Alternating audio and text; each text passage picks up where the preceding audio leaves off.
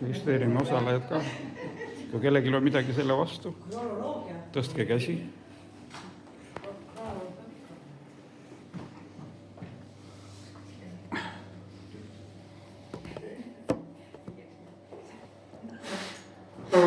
Nii, minu andmetel on igatahes kõik kohal, nii et väga kena, siis võime alustada. Jah? Nii, tere hommikust kõigile. Mina olen siis Margot Lukas ja Kaidi kutsus mind siis täna siia teile rääkima otsingutööst ja eelkõige siis vaatame täna otsingutööd läbi selle taktikalise poole, et mismoodi see tiim teie koos koeraga peaksite koos funktsioneerima ja mida te ise saate siis toetuse sees ära teha, et kõik sujuks nagu lepase reega. Et siin saalis on täna enamus inimesi, ma ei tea, ei tunne, ei ole kohtunud, aga eks me siin jõuame saada tuttavaks ära mõne tunni jooksul rohkem ja panin siis endast tutvustuseks ka ühe väikese slaidi, et olen siis ise tegelenud selle alaga 18 aastat, saab sel aastal, treeninud 3 isiklikku koera erinevatel katsetel, siis olen jõudnud siis sellele B-tasemele kõige kõrgemale tasemele välja. Et alustasin kodukoeraks võetud Šveitsi valge lambakoeraga. Ma armastan seda pilti näidata, et ka sellise mitteteenistuskoera tõuga saab ise järjekindla tööga jõuda, et saab arvestatavale tasemele välja. Muidugi see nõuab palju pühendumust ja jonni, et mitte asju sinna paika jätta. Et tema on nüüd juba üle 5 aasta tegelikult surnud.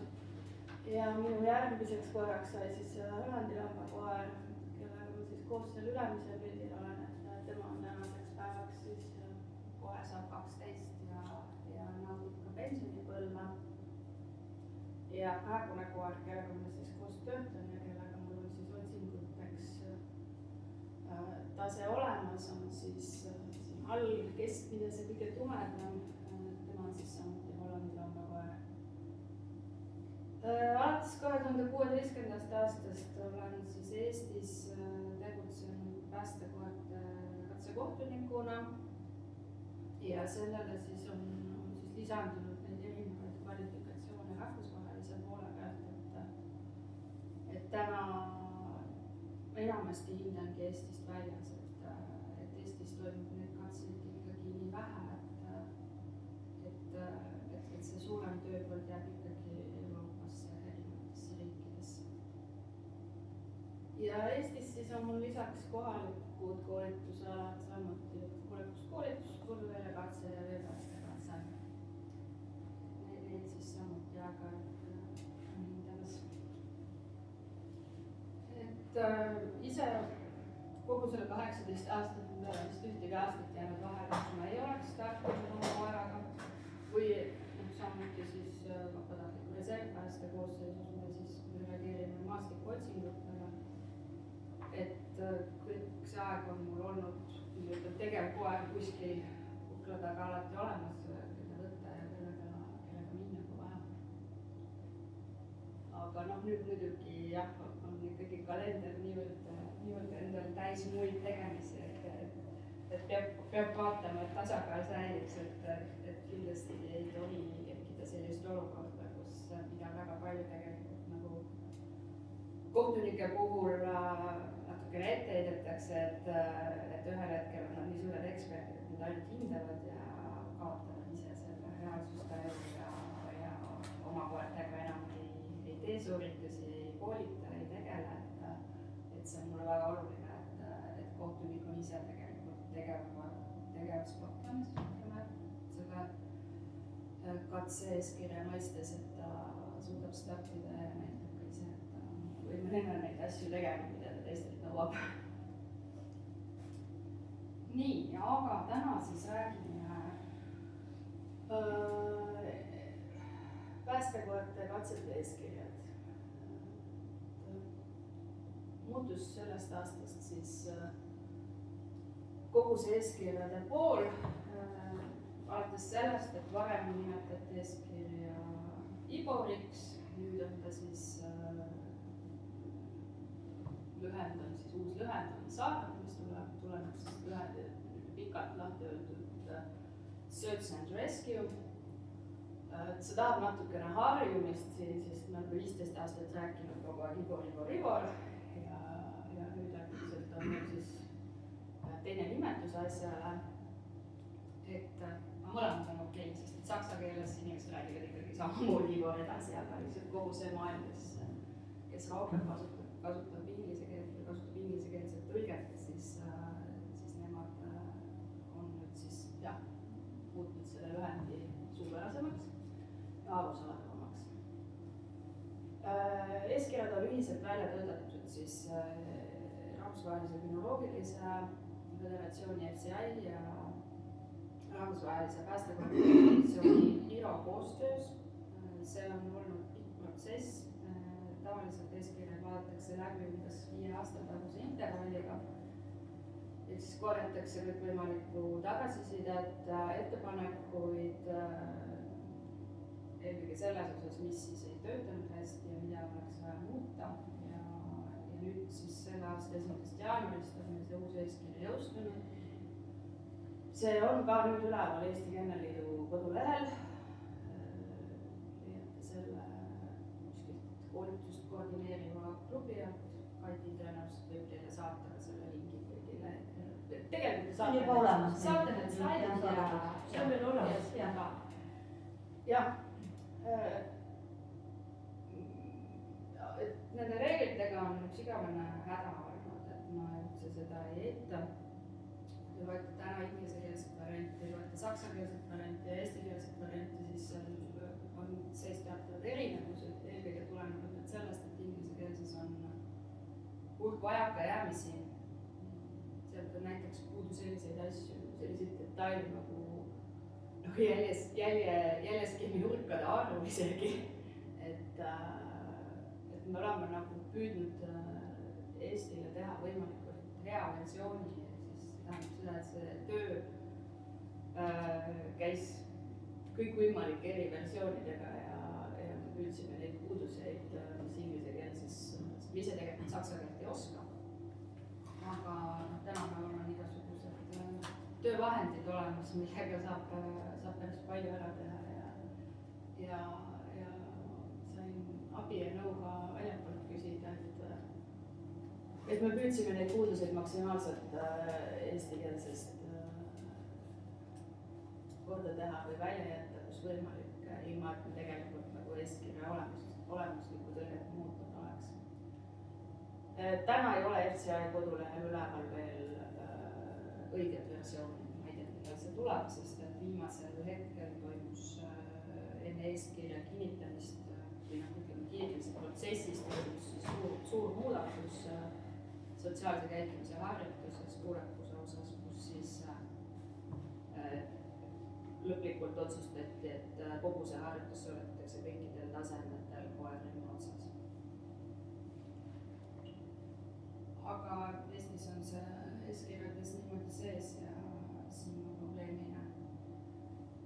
Nii, see on niisugune üldine osa. Kas keegi tahab midagi küsida? Et ma arvan, et sellised lühemad küsimused võtaks kõik jooksvalt asja sees, et mis saab ära vastatud.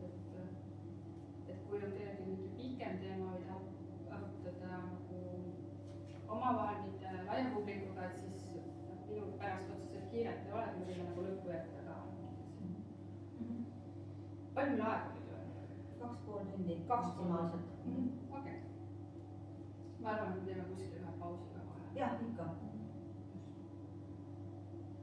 Nii, aga praegu keegi midagi küsida ei soovi. nii, põhiteema siis täna räägime maa-ala otsingust.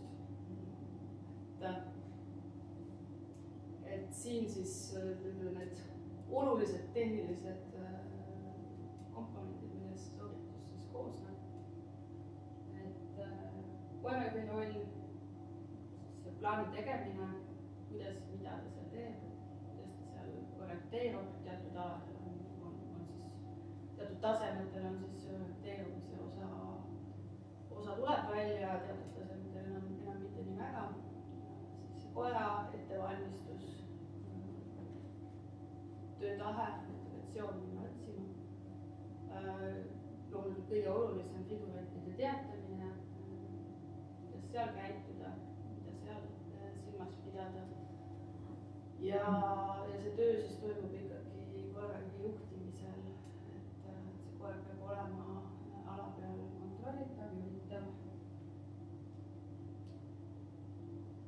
Nii, siin on siis lühidalt faktid nende tasemete raskuste osas erinevused. Et vasakult siis HFLV on siis sobivuse katse, e-katse, kõige esimene tase üldse, millele siis tullakse katset tegema. Seal üks figurant, maa-ala suurus 5000 ruutmeetrit. Maastik võib olla koosneda eri tüüpidest, võib-olla selline pooleti lage, põõsastik, mets, et mida iganes, et päris põld ikka ei tohiks olla, eks ju, ta võib olla selline varieeruv. Ja tööaeg on 10 minutit ja töö eest maksimaalselt saab siis 100 punkti ja sellest 100 punktist väga oluline on siis 70 punkti väärtuses figurandi teatamine, see, kuidas koer teatab. A-tase, siin on nüüd figurante rohkem, et toimub siis selline kõigepealt siis etteteatamise harjutus, kus siis koer väga lühikeselt distantsilt saadetakse siis piltlikult öeldes, kes siis haukuma, kes kasutab mingit muud teatamisviisi. Kas te rulliga keegi õpetab, et siis rull ka, eks ju. Ja vaba teatamist minu ei ole näinud, et Eestis keegi oleks eksami või katsetasemel teinud. Maa-ala läks natukene suuremaks või ütleme, et see vahend läks suuremaks, et kui ta ennem oli kindel 20 000 ruutmeetrit, siis nüüd võib ta olla siis kuni 25 000 ruutmeetrit. Ja samamoodi, et figurandid siis jällegi tüübilt võib see ala erinev olla, aga kindlasti peab olema ka sellist metsaosa või seda, kus ei ole seda silmaga kohe kohandavat näha, seda figuranti, sest seal koerajuht saab natuke vabamalt liikuda kui varem. Ja tööaega anti juurde 5 minutit enam 15, 20. Ja siin siis jällegi maksimaalsed punktid, 200 punkti, sellest 200-st 140 antakse siis teatamiste eest. See on väga-väga suur osa. Küsimus, kas see +1 ongi see ette teatamine? Jah, see +1 ongi mõeldud seda ette teatamist. Võib-olla siis peaks olema 1 + 2. Nii on see okei. Ja B-tase on siis saanud samuti etteteatamise harjutuse, ehk siis nüüd tuleb siis koeraga 4 korda kokku figuranti teatada. Ruutmeetrite arv siin selles mõttes, ta oli ka enne maksimaalselt 40 000, aga ta sai olla ka pisut väiksem, aga nüüd on alale antud ikkagi väga kindlad nõuded, et keskliin on siis 400 meetri pikkune seal alal ja 2,5, siis on see sügavus 50-50, ehk siis kokku 100, et sellest tulebki siis see 400 × 100. Ja siin on siis see nõue, et see ala peab olema siis kindlasti rohkem selline kaetud alatüüpi, vähemalt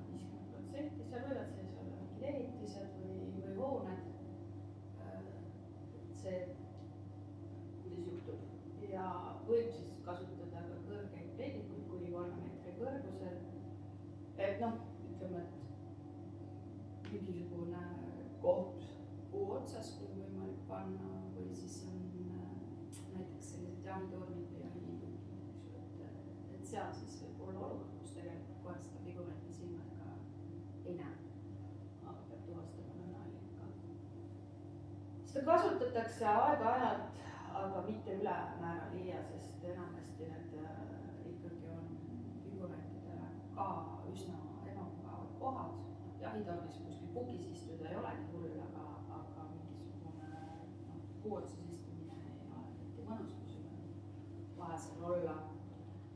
Eestis ei ole ikkagi ühe päevaga teeb tavaliselt ära, aga suured katsed Euroopas kestavad 3-4 päeva ja siis läheb lihtsalt keeruliseks, need tingimused lähevad varieeruvaks, et neid väga ei taheta kasutada, kui ei ole nagu tõesti väga hea tegelikult. Ja siin on siis teatamiste eest, nüüd selle esimese etteteatamise teatamise eest on siis 10 punkti ja teised on siis 3 × 40, ehk siis sealt tuleb see 130. Nii, aga vaatame korra kaardi peale, me läksid ka üle, enne kui me siis detailides sisse läheme. Ma korra küsin, et ehitised on ju, aga ehitistesse sisse panna figuranti. Või on juurde pääsetav, ütleme, et mingisugune maha jäetud lobudik, uksed on lahti, võib panna. Et võib panna sisse? Jah, võib panna sisse. Ja siis koer on seal keskmine saadetav ja ta peaks kontrollima seda ehitist sel juhul siis, kui ta kõik õhna saab. Ja ehitises omakorda näiteks mingi kapp sinna papi sisse. Ei, seda ei tohiks. Ei tohiks panna. Seda ei tohiks, jah. See läheb, ütleme, varinud teemaks, aga räägin hiljem, mõned said selle teema. Nüüd see maa-ala otsingu sooritus, et mida seal kokku üldse siis vaadatakse või hinnatakse, et lihtsalt annan nagu selle tausta. Täna me siis räägime sellest korralitaktikast ja meeskonnatööst pulkadeks lahti, aga siis tervikuna selles soorituses hinnatakse siis juhitavus. Juhitavus ongi siis see, kuidas koer on juhitav üldse. Milline on see teie omavaheline koostöö, kuidas te seda koera haldate, kuidas see koer on kontrollitav teie poolt, kuidas te koera tööle saadate, siis see suunatud liikumine, et siis peate koerale päästa või otsi, et siis ta läheb ka, eks ju, sinna poole kuud ütlete. Ja et see koer siis jätkuvalt on siis huvitatud sellest otsingutööst ja koostööst teiega. Otsingu intensiivsus, siin on mõeldud puhtalt koera lõhnatöö käitumine. Et siin ei ole see, et kui palju te ise seal toimetate.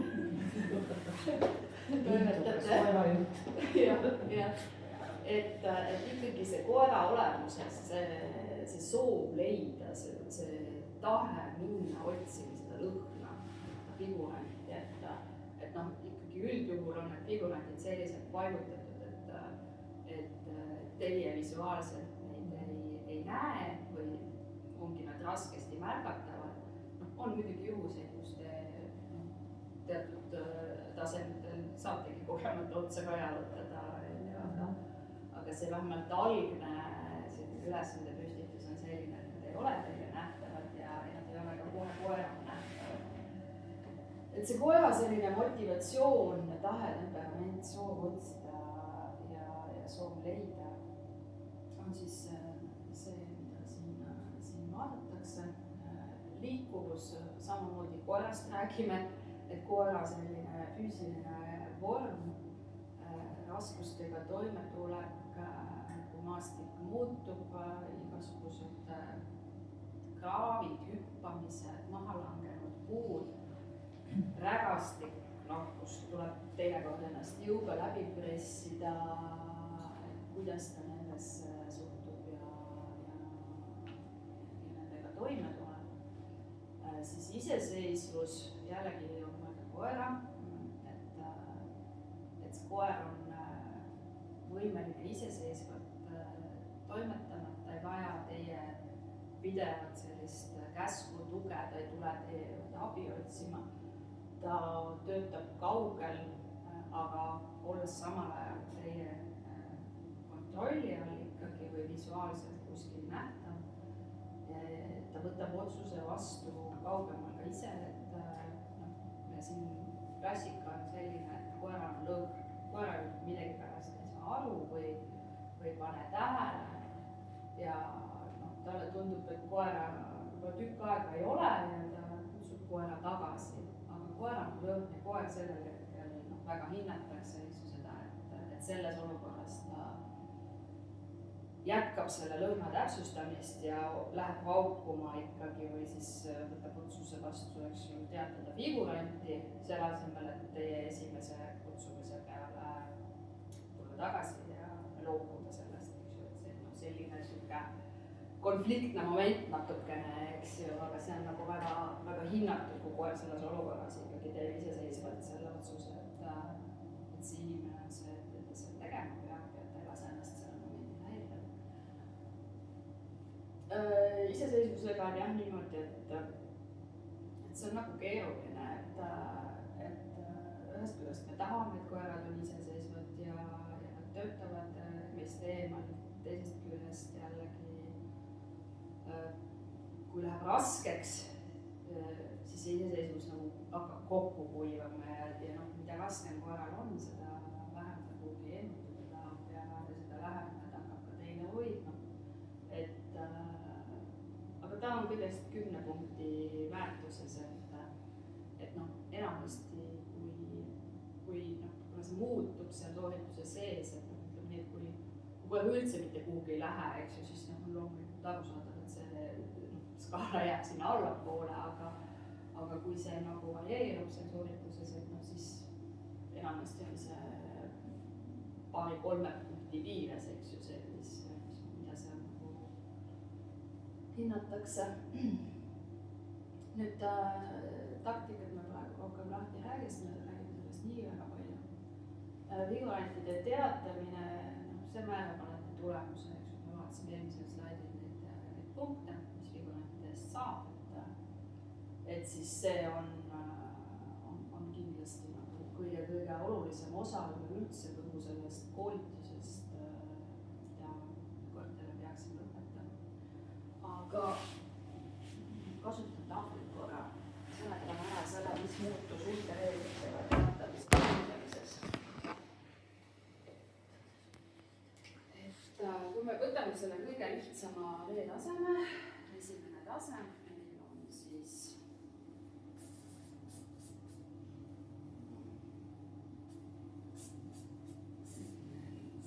vee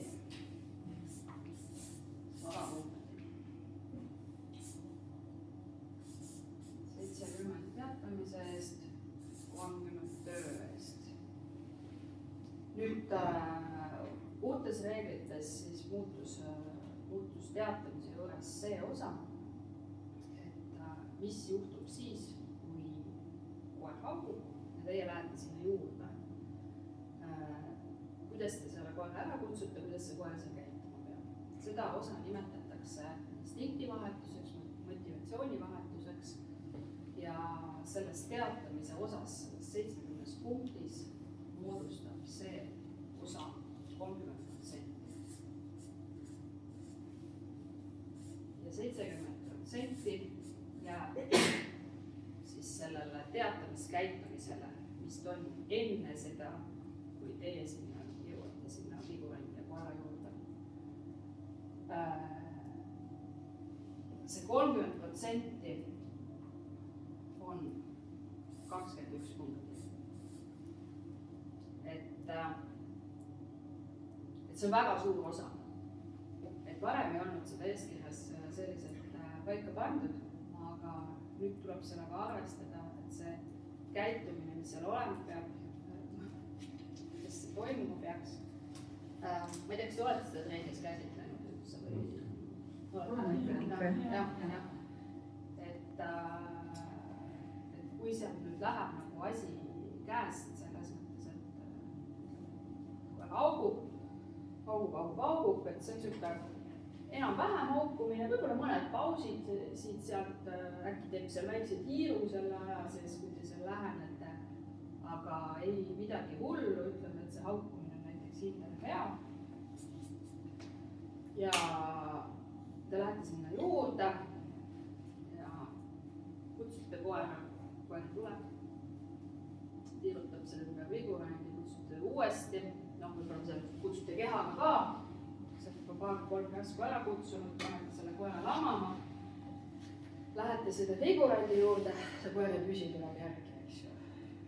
Nii, siis võtate uuesti, panete uuesti lamama. Võib-olla seal veel nii, räägite ära, kas inimene tõuseb püsti, jälle koer hakkab tulema, eks ju. Nüüd ütlete koeraga kõrval, tahate koeraga ära minna, aga koer läheb sinna vigurandi juurde hüppama veel midagi, preemia, eks ju, või midagi on. Ehk siis te kaotate selle osa. See läheb täiesti käest, eks ju, see mitte rahuldavaks on. Et nüüd, kui teil on siin haukumise eest hea, see on siis, ütleme 14 läheb, jah, 49 on, eks ju, see, mis väga hea. Mis teil siis, jah.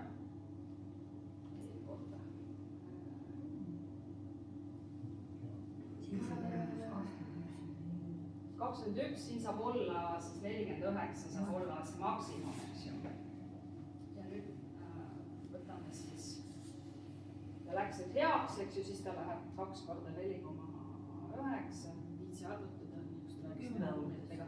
No ütleme, et -8. Siit läks 21, siit läks 8, 29. Just läinud, eks ju.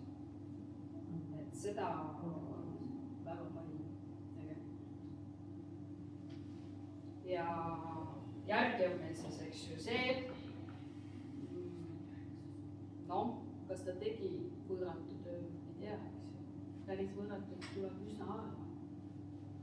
Aga ütleme nii, et tegi väga hea töö, noh, saab meil üle, noh, mis meil tuleb kokku.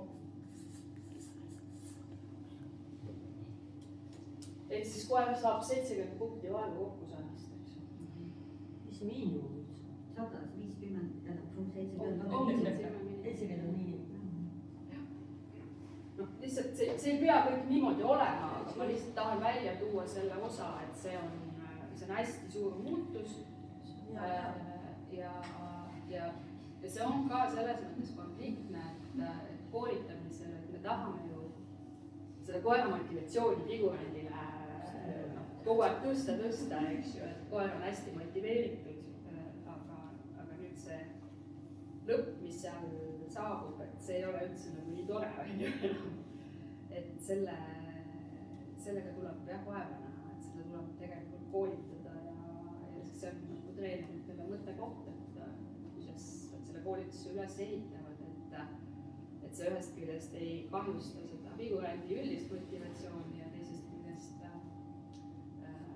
ei toimu siis seal sellist asja, mis need punktid maha võtab. Mul on konkreetne küsimus. Teatamise puhul, haukumise puhul, kui on haukumine või piuksumine, mingi punkti maha läheb. No mitte piuksumine, ta mõtleb. Teate, nende punktidega on niimoodi, et pannakse hinne, kõigepealt pannakse hinne. Et see hindamisskaala on, eks ju, võõratu, väga hea, rahuldav ja mitte rahuldav.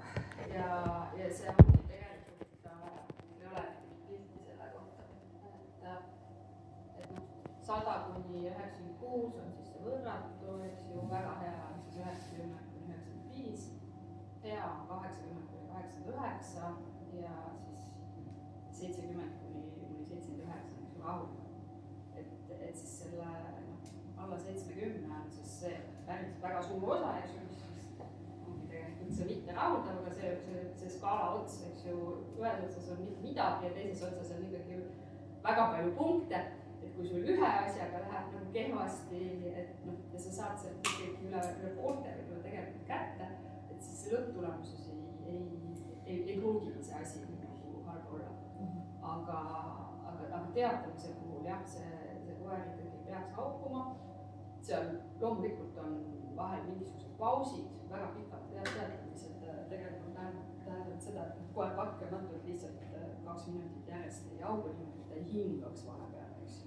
Et hingamise pausid tekivad igal juhul, ja selle eest ei tohi maha võtta, see lihtsalt ei ole normaalne. Aga kui hääletämbel muutub, see on ka päris sageli tuleb nagu ette, et koer alustab haukumist ilusti ja nüüd see lähenemine, koer muudab, eks ju, seda häält, et loomulikult võrratu on see, eks ju, eeldus, et see on kõik ühtlane ja jõuline ja jätkuv ja sihuke suunatud, aga kui seal tuleb seda piiksumist sisse, siis vaadatakse seda koera käitumist, eks ju, et ta võib saada kõrge hea ikka. Aga see käitumine peab olema suunatud, fokusseeritud, eks ju, ainult häälemuutus. Mingit maha ei võtta. Ta midagi võtab, võrratult ei saa, aga see ongi see, et kas sinna tekib mingi film. Aga kui koer vait ja ei haugu või ei püüagi hauguda, eks ju, siis see on kindlasti suurem valu kui see, et see toon needub. Nii, aga lähme edasi. Nii, veetase. Tegelikult rääkisin selle üldise jutu ära ka juba, aga lihtsalt lisan siis juurde, et klassikaliselt on see ala ikkagi mingisugune ruut. Kas võetakse maastikupiirid või kuskil on mingi teerada või mida ära kasutada. Et vahepeal levis siis väga see versioon, et seda veed tehti ka tingimata keskliiniga sageli, et oli ta näiteks 100 meetrit pikk ja kahele poole siis 25, siis täna arvestades seda, et A-level on ka muutunud, ei ole see nagu enam nii prevaleeriv, et siin on täitsa korraldajad otsustada, kuidas nad seda tahavad teha. Võib-olla mõni kohtunik soovib seda keskele sinna, aga ta on ikkagi FCI koolitusel öeldi ka kohtunike koolitusel, et see võiks olla nagu vaba. Ja see, et mida see koer siis seal nagu teeb, et see võiks ka olla vaba. Kohtunik ei peaks talle nagu ütlema seda, et ma tahan näha 2 poole saatmist. Kuigi kõik teavad, et see tegelikult on nagu ta on ikkagi selle asja nagu olemuslik eeldus, et seda 2 poole saatmist tuleb teha või kujul või teisel seal veeleveli alalist nii väike, et sa jõuabki seal õieti midagi teha. Kui sul on hästi liikuv koer, siis suure tõenäosusega seda juba paari saatmisega on täpselt liigumäng leitud ja mingit sükest hullusüsteemi seal nagu üles ehitada väga ei saagi. Et mis nüüd on üldnõuetes on A-tasemel tuleb see selgelt välja, et piiridel ei tohiks käia vähem kui 30 meetrit, et vee puhul ei saa võimalda sellist asja nagu otseselt nagu realiseerida, aga see arusaam peab ikkagi olema, et mööda piire või ümber mingisugust piiride peal liikumist olla ei saa, eks ju. Aga muus osas siis tegelikult saab koera ise otsustada, kuidas ta seda ala siis katta tahab, kavatseb. Ja koer peab siis eemalduma ja järgneda võib kohtuniku loal. Ja see luba ei pruugi ka kohe tulla. See luba võib tulla hiljem, eks ju. Et öeldakse, et minnakse tagasi selle süsteemi, et 10 minutit on teil aega, aga esimesed 3 minutit peate olema siin tee peal, eks ju. Ta võib öelda seda. Ta võib seda viia, et ta ei lase siin lihtsalt metsa kohe. sest hindamise seisukohast ongi nagu hästi keeruline on nagu see olukord, et tuled sinna metsa, saadad selle koera minema, seda koera ei näe rohkem ja siis ta haugab. See on hästi tihti tegelikult. Et siis peab see kohtunik hakkama mõtlema, et mille eest selle 30 punkti välja käib.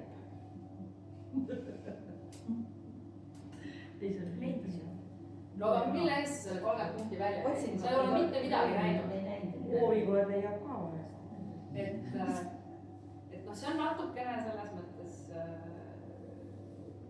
käib nagu selle asjaga kaasas. Mõni kohtunik ütleb siis, et ta tahab, et te jätkate tööd, eks ju, et te saadate seda koera veel kuhugi, annab mingisuguse lisaülesande teile, eks ju, et üldse näha, et kas teil on mingi koostöö või kuidas see koer nagu on valmis edasi jätkama, kas tal on motivatsiooni minna. Et selleks tuleks valmis olla, et kui see juhtub, et koer stardist läheb ja võtab selle tagumisest nurgast välja siit, et siis midagi tõenäoliselt tuleks veel teha, et oma punktid kätte saada. Aga muidugi selle vee puhul kohtunikud ikkagi üritavad selle figuranti panna selliselt, et see lõhn ei tule kohe esimese korraga niimoodi minna, et tekiks võimalus, et seda tööd on võimalik natukene näha. A-tase. Kas sa, korra küsima, kas sa räägid nagu seal alal liikumisest natuke täpsemalt ka või pärast, et kuidas seal vee alal tuleb väga detailselt slaidid, et jõuad jõuame küsida. Nii, siin siis üleval see roheliste piirjontega on süsteemiste reeglite järgi kehtinud alakuju, mis võib täiesti vabalt olla teil ka tänaste reeglite järgi ees. Et ei ole välistatud, et sellist ala teil ei tehta. Ja on ka täiesti okei öelda, et liigun tee peal ja saadan 2 poole koera, eks ju. Et see on ka täiesti okei. Aga siis võib vahepeal metsa ka minna või ma peangi siis, kui ma juba ütlen oma taktika, et ma liigungi tee peal, siis ma ei tohi seda muuta enam. Ei, aga siis sa räägidki, et näiteks kui ma näen, et mõne koha peal on tihedam mingisugune kuusetihnik või mingisugune ala, mis vajaks tähendavat kontrollimist, siis ma lähen sinna metsa. Aga siin on siis nüüd tõesti see 30 meetri nõue piiridest, eks ju, seda siin kindlasti jälgitakse väga hoolega, et koera ei lähe piiride peale. Aga seda me ka veel vaatame eraldi. Ja siis allpool on siin näiteks selline improviseeritum, siis selline ruut ja üks siis selline sopikene tekitatud, mis siin ei ole mõõte peal, aga mis tegelikult ongi selline, et ega sinna väga palju sisse minna ei saagi. 30 meetrit iga et selliste soppidega tuleb arvestada, et see tõenäoliselt tähendab pigem seda, et see on selline osa, kuhu te peategi koera saatma ja te ise sinna väga ligi ei pääse. Aga jällegi ma ei oska öelda, milline korraldaja, millise lähenemise võtab, et see praktika on täna kõik välja kujunemata, eks ju, uued eeskirjad. Ja siis ka see, eks ju, et jällegi koer peab siis olema millest eemaldunud selleks, et sinna metsa järgi minna võiks. Mul on üks vahe küsimus, et kas on nii, et kui need eksamid on, et siis sa ütled selle taktika ära, see Kaidi küsimus. Kui ma ütlen, et ma liigun ainult teed, siis ma ei tohigi sinna metsa minna. Kui ma ütlen ette, et tiheda metsa puhul ma lähen ka ja kontrollin, kas on nii?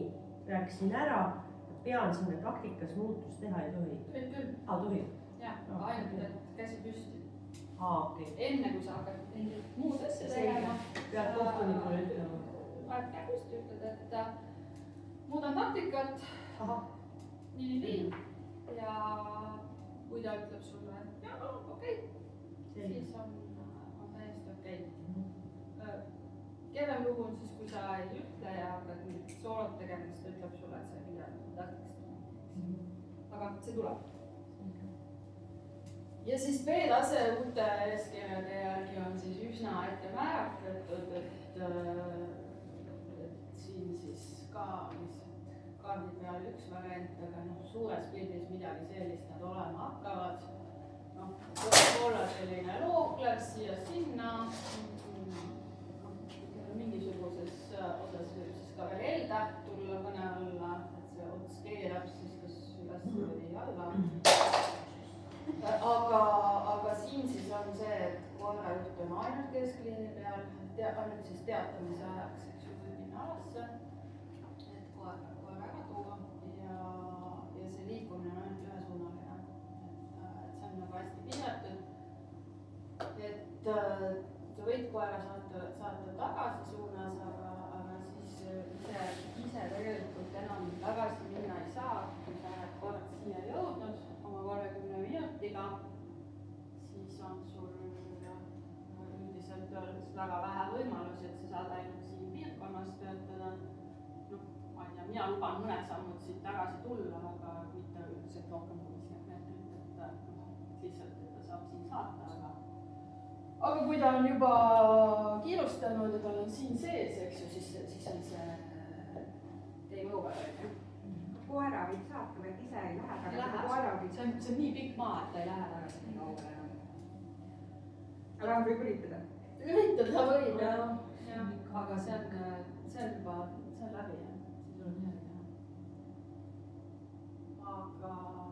Aga sellest me räägime, see on kõik osa taktikast, et kuidas mitte sellesse olukorda sattuda, et sa oled seal 17. minutil seal lõpus ja siis selgub, et sul on ees sees, eks ju.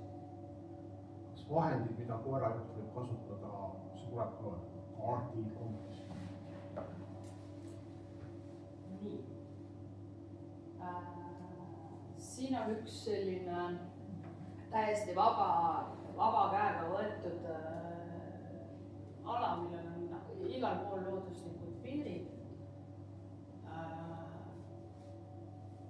Et see punane joon siin on tegelikult, siin ei ole mõõtkava peal, aga ta on selles mõttes, see on nüüd see 30 meetri piir, eks ju. Et siis see koerajuhi ala liikumiseks tegelikult jääb siis nagu selle punase kolmnurga sisse, eks ju.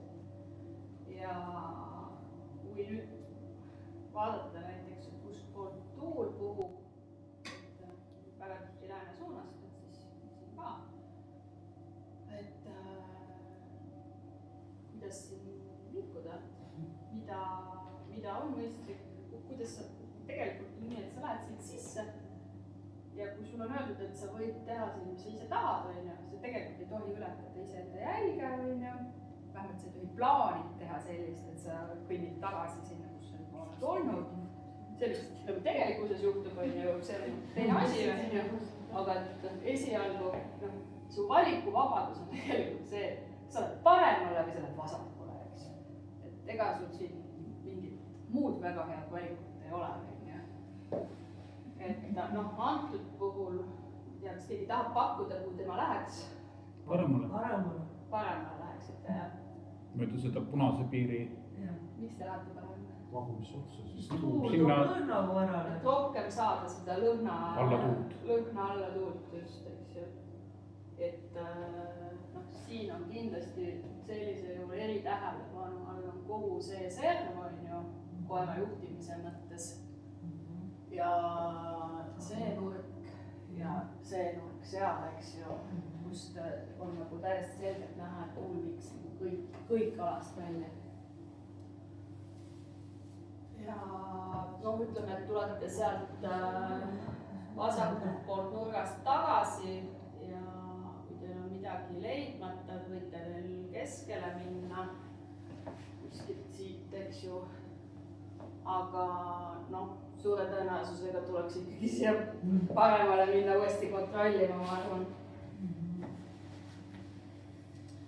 Sellepärast, et kui oleks siin soodsates oludes, siis ta oleks juba leidnud. Ta oleks leidnud, nii on. Kui on hästi liikuv koer ja ütleme, kes on motiveeritud töötanud, ise saate aru, kas koer töötab veel või ei tööta, kui on motivatsioon positsiooni töötada, siis on muidugi siis võib igal pool olla. kuidas selle sisse minemisega üldse on, et palju, mismoodi nende kohtunik lubab üldse, ta ju ka igalt poolt, me ei saa ju sisse minna, et kas ta ma ei saa päris ju kõike valida. sa pead jah ikkagi kuskilt sealt lähedalt alustama, kus sulle see stardipunkt antakse, on ju, et seda, kui sa ütled, et sa tahad nagu ala teise otsa kõndida, et siis see läheb mitte, on ju. ta annab ikkagi mingi stardipunkti, mingi serva, kust ma võin siis nagu mingisugustel... Ja, no näed, siin on meil üks koerajuhi liikumine peal. Siin tee peal me rääkisime ja oligi tegelikult siis nagu kaks valikut, et kas minna siis seda liini pidi siit või minna siis siia, eks ju.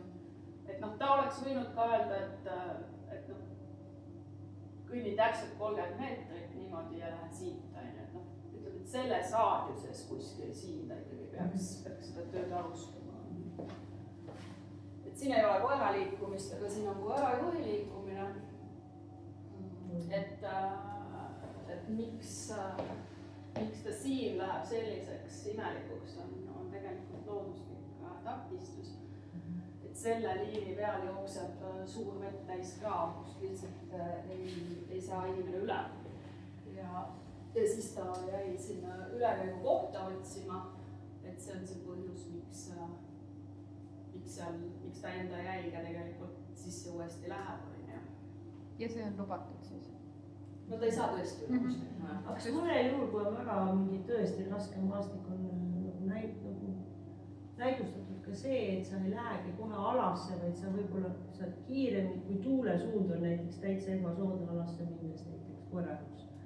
See tohi väljapoole ala jääda. Ei, kui ma alustan nii, et ma hoopis ei lähegi kohe, kui oleks sealt sisse läinud, oletame, et tuulesuunavat maastik, ma oleks liikunud teed pidi kiiremini, et sinna L-tähe kuskilt mujalt sisse minna, sellepärast, et ma hindan, et nii ma liigun kiiremini näiteks alla tuult ja sealt alustan hoopis otsingut. See on nagu näidustatud või mõttetu. Aeg jookseb. Jaa, kui on väga raske nagu mingisugune X-massi. See ei jõua ala läbida. Selge. No see oligi, tahtsingi küsida. See ei jõua seda ala läbida. See on paraku reaalsus, et selle alaga me tegime reaalselt trenni ja meil, ütleme, et see selline alguse jutuajamine ja see strateegia ja taktika selgitamine, see võtab 2-3 minutit, mitte rohkem ei tohiks.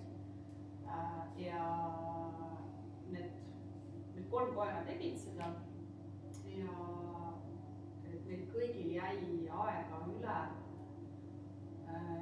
erinevalt 2-13 minutit ja tegelikult oli osa alast otsimata.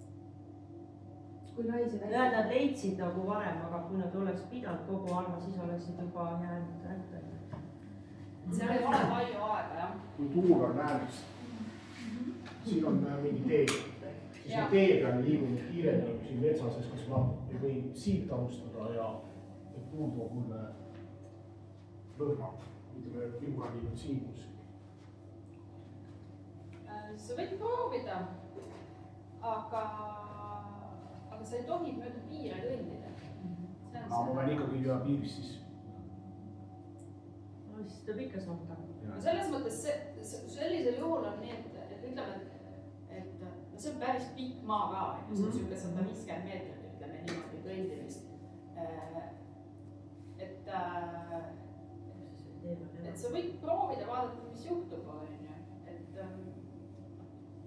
kui sa arvad, et see tagab, sul võib ju õnneks minna ka, et sa pääsed kergemalt. Aga sul jääb see osa alast tõenäoliselt katkamata selle ajaga. See on see, mida ei taheta. Aga põhimõtteliselt ma võin minna sealt nurgast siis keegi... Kõike tehakse, sa läbi võib-olla. Kohtunik lubab, siis võid. Aga ta võib ka öelda, et ei, et ta ei luba. Aga sellisel juhul, kui lubatakse, siis sa lähed rihma otsas, eks ju. Sul ei ole see kõik käib sinu ajast juba ja lased ta siis sealt nurgast tööle. Aga sul võib olla see põhjus, eks ju, võib-olla on ka kuskil mingi teistsuguse kujuga, nii et see ala ei ole nii pikk ja on lähemal ja tundub mõistlik ja ma arvan, et siis ei ole probleemi. Seda vist on mõistlik, kindlasti ei ole teisi lõppu võinud. Siin on see päris pikk. Sest sa ju ei tea. Aga kui sul on mingi teistsugune kaart ees, kus see on näiteks 50 meetrit või 70 meetrit, öeldakse, jah,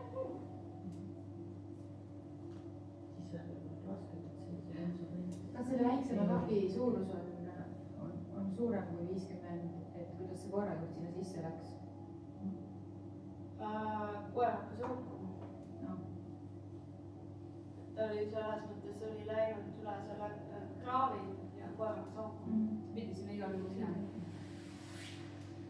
Ja teine samamoodi, eks ju, et koer haukus ja siis ta kuskil tehtud. Nii, edasi. Mis info teile antakse? Seda nimetatakse legendiks. Siin on lihtsalt näitena üks B-taseme legend, mida ma kasutasin 2 nädalat tagasi meistrivõistlustel. Lihtsalt võite kiiresti lugeda, tekib mingisugune aimdus. Ja see on väga tihti välisvõistlustel niimoodi, et see on tõlgitud siis kohalikku keelde, lihtsalt, et hoida aega kokku, siis antakse see paber koerajuhile lugeda, ta saab rahulikult selle läbi lugeda, siis selgitatakse talle, millised on need ala piirid, näidatakse visuaalselt, et siit läheb selline märgistus, seal on need punased lindid, asjad, et ta saab selle info tegelikult ikkagi kätte enne, kui kell käima läheb. Et ta on lugenud ära selle, näinud ära kaardi ja kui ta on küsinud kaarti. Mõni kohtunik ootab, et ta küsib kaarti. Ta ei pruugi üldse seda kaarti talle niimoodi ette panna. Et kindlasti seda kaarti tuleb küsida, kui seda ei pakuta. Ja nüüd sellel hetkel, kui ta selle kaardi kätte saab, läheb tema aeg jooksma. Et mõned pildid ka sellest alast, et kui sellise kaardi saate, siis paraku ei ole selle kaardiga väga palju midagi teha, eks ju. Et tegelikkus nägi välja selline. Mingit rohelist metsa seal ei olnud.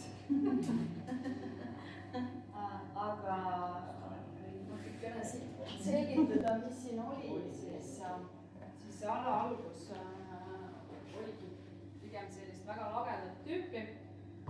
Põhjus, miks need figurandid on mingites kraavides, ongi tegelikult see, et see koerajuht oleks seal tee pealt näinud, on ju. Et seal ei olnudki nagu muud varianti. Seal ei olnudki eriti mingisuguseid põõsa asju, väga üksikud, mingid rohelised tutsakad olid. Küsimus, kuidas droonidega ei lihtub neid inimesi, siis on tagedalt. Esimene mõte kohe. Need ei olnud sellel hetkel seal, eks ju. Koeral on nüüd hea seal tööd teha. Aga tegelikult oli ikkagi nagu siuke puudekatus olemas, aga lehti lihtsalt ei olnud. Kaart õhe siuke, ma ei tea, mis puud need olid. Ühesõnaga visuaalselt siis ei näinud, nad olid enam-vähem selle 50 meetri joone lähedal. Ja see oli nüüd ala esimene osa. Aga edasi hakkas see ala tegelikult nagu muutuma. Et kuskil 200 peal hakkasid tekkima sisse siis sellised, ma ei tea, hästi halvasti nad näha on, aga tegemist on siis siukeste, meie kibuvits või midagi taas. Need okkalised agaavid, mis seal on neid. Ikka jube vastikud asjad olid ja sellest asjast kohe läbi lähe, eks ju. Et noh, sealt 250 pealt hakkas neid siis nagu tekkima ja siis noh, tuli leida neid mulke või auke, kus sa saatsid. Hakkas tekkima sisse sihuke vastik hein, mis sealt osas oli veel üsna hästi läbitav. Aga see viimane 100 meetrit oli siis ühelt poolt ainult selline võsa ja teiselt poolt siin pildil on koer ka sees, ma ei tea, kas te näete? ei näe. Selle koha peal. soo jah, tõepoolest. Noh, siiamaani ja mis seal oli nagu jama, oli see, et selle heina sees oli tegelikult maha langenud puid ja see osutus nagu väga-väga raskelt läbitavaks koerte jaoks. Ma näitan korra seda kaarti, siis kus on suvine kõik jah, siis seesama osa, eks ju, siin elektriliini ääres, siin on niivõrd palju valgust, et siin igal juhul on see tähendab hoopis midagi muud kui see, mis ta seal alguses oli. Ja noh, mida tagantjärgi tarkusena siit saab öelda, on see, et kui teile pannakse ühetüüpiline kaart ette, et siis te küsite, vaatate seda alguse maastikku ja veelevelil, see on suure tõenäosusega sama, aga 400 meetri peale tegelikult võib asju päris palju muutuda. Ja siin, mul nagu oligi, esimesel päeval oli 8 koera ja esimesed 3 koera ei sooritanud ära. Siis õnneks 2 tükki sooritas ja pärast lõunat oli üks tulemus veel, eks ju. Et 8-st 3 nagu suutsid selle ära teha. See oli päris muret tekitav. Teisel päeval oleks veidikene parem, et siis oli see suuremaks vastupidine. Nii et tegelikult pooled tegid selle ära, pooled teinud. Hoolimata sellest, et algus tundus kõik imelihtne, eks ju. Põhjused olid erinevad. Aga see oli lihtsalt nagu taustaks, et nüüd nagu sinna detailidesse sisse minna. Reaalsel eksamil on metsloom. No, kujutan ette, et mingi kits jookseb, ma kujutan ette, et enamus koeri läheb järgi. Kas ma saan eksamit uuesti alustada siis? Kõik unustab. halb õnn lihtsalt. Ütleme niimoodi, et minu kogemuse juures, kus mind ennast on häirinud, olid Austrias olid mingisugused oravad tuude otsas. Nad elasid seal kaarede kaupa ja seal ma nägin, et mu koer mingil hetkel vist lasi ennast häirida. Aga mul ei ole olnud situatsiooni, kus eksami ajal oleks mu koer läinud taga ajama kitse. Küll meil oli ükskord eksami lähedal, selles alas, kus oli ooteala ja eksamiala vahel, oli mingisugune seakari, mis kogemata oli sinna sattunud, eks ju. Ja siis me tegelikult tõmbasime nagu mingiks ajaks kogu asjale pausi, eks ju, sest see oli nagu põrsastega kari ka, et see oli väga naljakas. Et me lihtsalt olime nagu... Okei, aga tuleb mingi muu sega, mingi pühapäeva jalutaja jookseb sisse.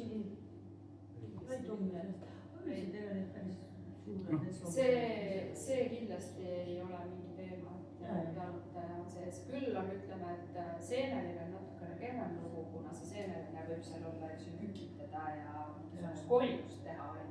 Seal võib tekkida olukord, et kohe tõesti ajab ta hikumetega segamini, siis lahendatakse see käigu pealt ikkagi teie kasuks.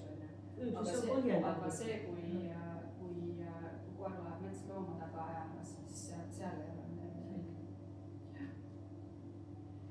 Siis on teil 3 käsku, kas te saate ta tagasi ja saate tööd jätkata või kui ta on kontrollijalt ikkagi väljas täiesti, siis katkestatakse.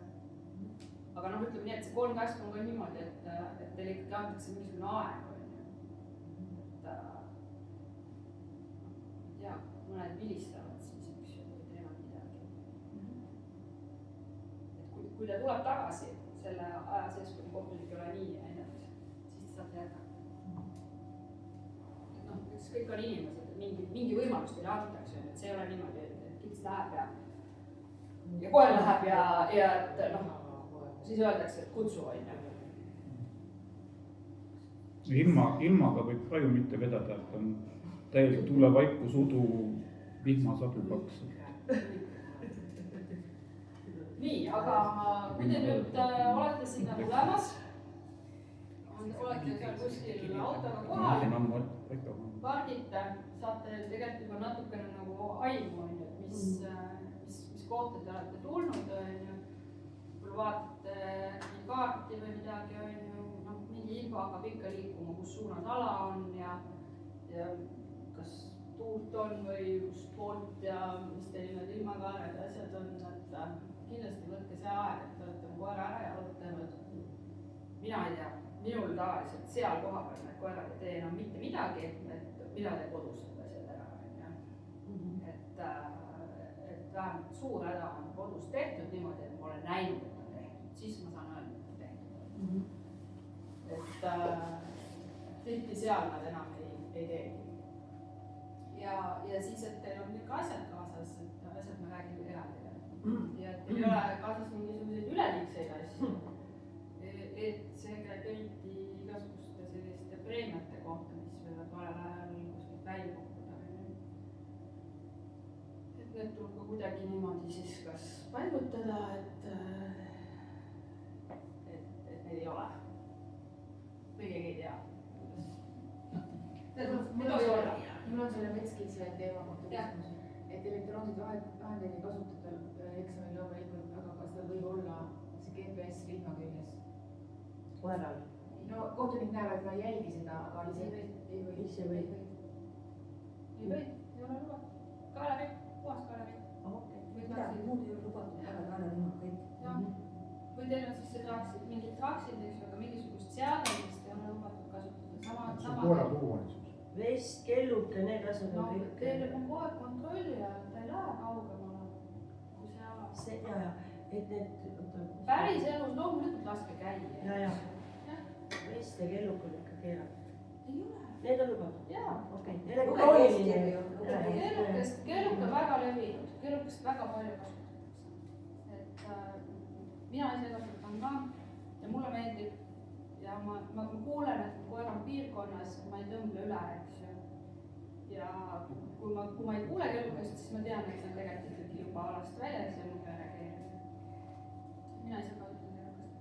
Vestidega on niimoodi, et Eestis kasutatakse päris palju, eks ju, neid riidest uhkesi veste. Aga kui nüüd mõelda tagasi ennast sinna ogaliste võõsaste juurde, siis seal nad ei kasuta, pole mõtet. Et kes kasutab mingit tugevamat asja, eks ju, mis firmad need olid. Aga jah, niisugust tugevamat vesti võib kasutada, et töökoerte vestid, eks ju.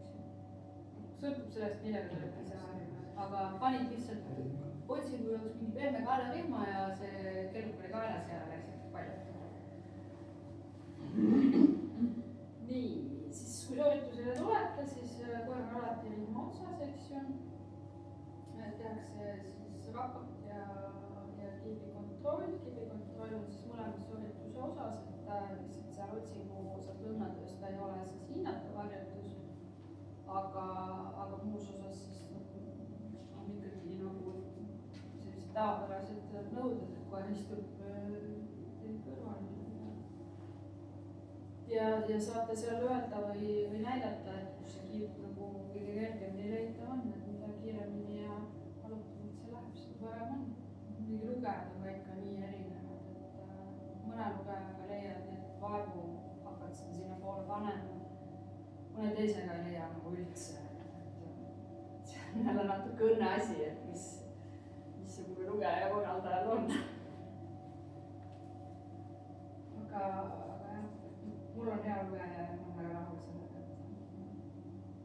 et 10-st 9 leian hästi kiiresti kerge vaevaga. Nüüd see siis toimub nagu kõige alguses. Seal punktis siis, kui te olete B-tasemel, siis hakkab teil kohe otsingud töö pärast seda. Ja kui te olete A-s või B-s, et siis on esimese asjana teadmisharjutus. See tehakse alati täiesti lõpuni ära ja siis hakatakse teile rääkima. Te ise küsite, et mis siin juhtus või et kus sa oled siin kala. Et kõigepealt on siis teatamine. Teatamine, kui võtate koera ära ja antakse teile siis lubamine tagasi algusesse või keskreile, siis panete rihma külge koerale. Et ta ei jää siin lappama kuskile lahtiselt. Ja lähete sinna, kuhu teil kohtunik ütleb, kus see stardiala on. Sealt siis enamasti Eestis siis kohtunik suuliselt räägib teile, küsite ka, et mis siin juhtusid, otsima on. Räägib ära selle olukorra ja peaks siis tutvustama ka seda ala. Et kui te nüüd hakkate sinna vahele sekkuma küsima, mõned inimesed on kannatamatud, siis lükatakse see aeg teil kohe käima ära, eks ju. Kui te lasete kohtunikul mingi info nagu ära rääkida, on ju, siis teete suur ahvi ja hakkate küsima, on ju. Siis läheb teil kell käima. Mõistlik oleks panna endal ka võib-olla midagi jooksma. Või vähemalt vaadata korra, mis see kell on. Et seda ajahaldust tuleks ise ka teha. Et muidugi saab küsida kohtuniku käest ka, et palju aega järgi on. Aga see on jälle selles mõttes teie ülesanne tegelikult seda aega jälgida. B-tasemel on see ikkagi juba nagu suur viga, aga algajatele üldiselt antakse ikkagi rohkem armu, et päris palju tuleb see lühikese aja jooksul ise nagu toimutada. Ehk siis see aeg läheb käima, ütleme nüüd nii, et V-tasemel seda aega nii hullult ei jälgita, aga A-s ja B-s on nagu täitsa kindlalt. Et V-tasemel me ikkagi eelkõige vaatame, kas koer tahab seda figuranti leida ja teatada. See on see kõige olulisem seal. Nüüd räägime sellest taktikast siis. Te olete saanud selle info kätte, näinud seda kaarti. Te peate seda peast läbi laskma nagu tegema kiire analüüsi, et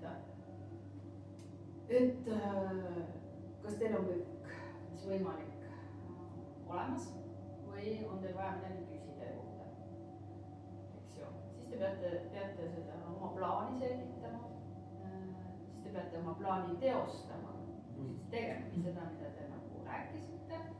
Pärast peate siis oskama öelda, mida te siis tegite, kus te siis käisite, kus te ei käinud või kus koer siis käis või ei käinud, eks ju. Ja kus te leidsite inimesed. Et neid võiks osata kaardi peal siis nagu näidata. Ja siin siis nende kriteeriumite all ongi siis nagu see osa, mida kohtunik vaatab, kuidas te seda ala siis plaanite läbida vastavalt antud olukorrale, eks ju, milline see ala kuju on, kõik seal alal, maastik, paigutus, rasked kohad, lihtsamad alad, tuul, kõik kogu see kompott kokku, eks ju. Jällegi need hooned, noorte kohta midagi kaardilt ei näe, siis tegelikult nagu küsida, kas on mingeid hooneid ehitisi on. Siis teile öeldakse. Muidu te võib-olla ei tea, näete, tegelikult oli. Et selliseid asju on nagu vaadata, et mis teil selles legendis siis on antud ja mis teil ei ole. Häda ongi selles, et lühikese aja jooksul on päris kiiresti nagu see info peast läbi lasta ja siis öelda, kuidas toimetada. Üks kõige olulisem asi, mille peale nagu tasub kõige rohkem mõelda või millest tasub iseendale nagu mingi tugipunkt tekitada, on seesama prioriteet. Kas see prioriteet, eks eesmärk on ju see võimalikult kiiresti kadunud inimesed leida. Et noh, klassika on siis see viimane teadaolev asukoht, eks ju, kus nad olla võisid, et kas see tuleb sealt legendist välja või siis seda küsida. Seda kindlasti peab küsima, kui seda ei ole antud. Et mingil kujul see prioriteet tuleb saada või tekitada, mille peale siis nagu oma strateegia üles ehitada. Kuidas seda kohtunik tavaliselt selgitab, kui sa on lihtsalt 2 inimest kuskil metsas, kuidas ma küsin, et kus need teadaolevad asukohad olid, kuidas ta tavaliselt võib mulle seda siis selgitada? Mingeid nähtavaid tunnuseid ei pruugi ju metsas olla? Metsas ei pruugi mingeid nähtavaid tunnuseid olla. No kõige tüüpilisem on mingisugune seenekarjate lugu, on, et leiti mingi müts või leiti mingi ämber või oli kuskil mingi lõhkekoht, eks ju, või oli mingi veekogu äär, kus oli mingi istumiskoht, et no midagi sellist, eks ju. Aga see on siis nagu reaalselt ka seotud selle kohaga, kus see vigurant oli, et see lihtsalt ütleb, et mingisugune suvamüts leiti kuskil suvakohast, on ju tegelikult ei ole selle vigurandi asukohaga üldse seotud. Lihtsalt ma pean kontrollima seda mütsi asukohta kuidagi sealt läbi. See võib olla, aga see ei pruugi olla. No, kui me räägime veetasemest, siis pigem on ta eksitavam, on ju. Selleks, et me tahame tööd näha. Ehk siis seal ühel slaidil oli see legend, et elektrikud, eks ole, siis ei tähenda, et elektriliini lähedal kusagil võiks olla. See on hea tegelikult küsimus. Tegelikult võib-olla võiks sellest lähtuda. On ju? Noh, jah, et roomas sinna siis natuke. Seal, no jah. Aga mis te arvate, kui paljud aru said sellest? Tema oleks saanud. Jah. Umbes nii oligi. Mina ei oleks tegelikult. Paar-kolm inimest sai aru sellest. Et seal on elektriliinid või küsisid, et kus nende tööala pidi olema, kuhu nad pidid minema. Siis ma ütlesin, liinid jooksevad sealt. Siis tekkis see, et vasak pool on prioriteet. Enamus magas seda. Aga küsimus ainult see, et kui sulle antakse see viide kohe, et no oli mingi müts või ämber või mis iganes on ju, kuigi see võib-olla on eksitav, kas siis on nagu koera töö hindamisel väga oluline, et ta siis nagu käib ja kontrollib mingit siis seda kohta ka ilmtingimata või et kui mina näiteks mõtlen, et see on nii petekas, et ma panen kohe sinna või et seal on parem tuum, jätan selle koha vahele, kus on viga? Kui sa seda kohta eirad, siis see on kindlasti viga. Kui sa põhjendad ära, et sa lähed esialgu mingit teist kohta vaatama, aga siis mitte lõpus, vaid ja siis suundud sealt sinna ka, sellepärast, et tuul on nii või midagi taolist, siis see on aktsepteerida. See ei võta punkte maha. Aga kui sa nagu tuima paned,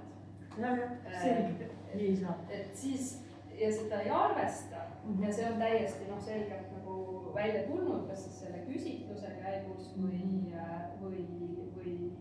kaardimaterjali pealt või et siis see kindlasti on viga, eks ju, kui sa seda ei arvesta.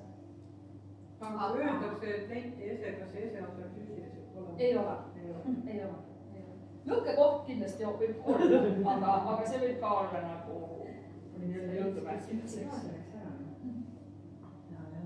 et seda eset ei ole seal, see on ära võetud. Need esemed on ka olnud mul igasugused, et küll on olnud langevarjud, siis on olnud mingisugused, ütleme, väikelennuki õnnetused, asjad, mida kõike nagu erinevad kohtunikud selleks infoks, alginfoks annavad. Kui sul on ikkagi ongi mingi väikelennuki õnnetused, siis on nagu selge, et sa pead minema sinna, sa ei saa eirata seda. Jah. Et lihtsalt selle elektriliinide näitel, kuna see on nii värske, et see oli käeulatuses, ma toon selle. Aga ongi see, et sa saad alginfo ja nüüd sa pead nagu mõtlema, et mida sa jõudnud küsida, et see on sinu aeg, mis juba igal juhul jookseb, on ju. Ja sul peaks olema siis tegelikult see pilt enne, kui sa üldse hakkad nagu rääkima seda, kuidas sa liigud, siis need asjaolud, et mis juhtus, kes on kadunud, on ju, et noh, kui sul ei ole legendis öeldud, mitu inimest on kadunud, siis sa võid küsida seda, et mitu inimest on kadunud või kes nad on, eks ju. aga sellele ei tasu väga palju peatuda. et see on teie aeg, et ei ole kindlasti vaja minna sinna detaili, et mis värvi jope on või noh, ütleme, et mehed, naised või noh, teatud asjad, küsimused saab hästi kiiresti küsida üksteise otsa, et vastab sulle 3 meest töömehed, on ju. et noh, igal juhul võiks nagu korraks huvi tunda nende inimeste vastu, aga mitte väga pikalt selle juurde jääda. Siis alade peab olema see nii-öelda paiknemine ja piirid selged, enne kui te hakkate mingit plaani paika panema. Nüüd tasub küsida seda, kui ei ole antud legendis midagi või kaardi pealt otseselt ei paista, et milline see maa-ala on nagu, kas see tüüp on nagu sama või muutub see või kas kuskil on veekogusid, vett, et ka see ei paista tegelikult välja, et jällegi tulen selle ülemise kaardi juurde. Te tahtnud teiega koostööd teha. Ahah, teda üldse koostööd teha.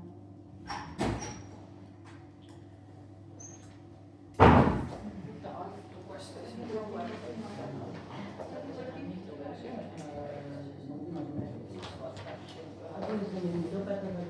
jah. Et sellel alal tegelikult oli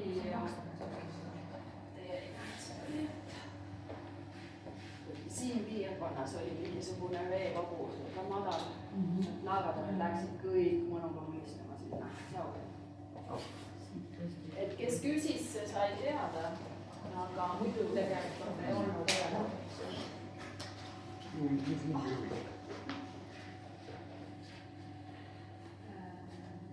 Tagasi.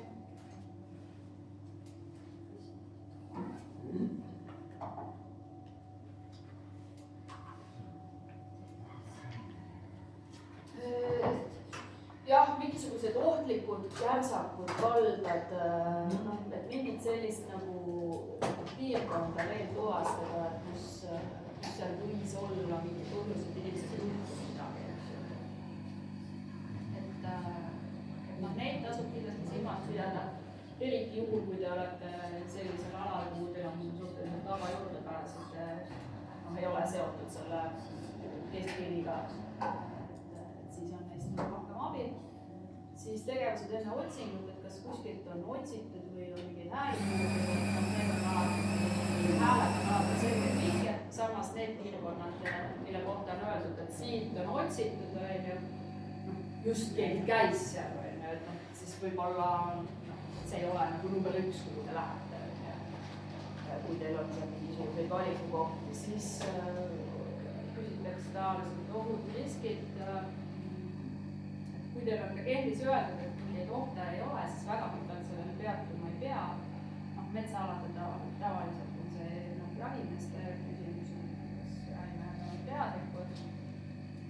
Aga kui polegi jahihooaeg, siis ei ole ka jälle nagu vaja.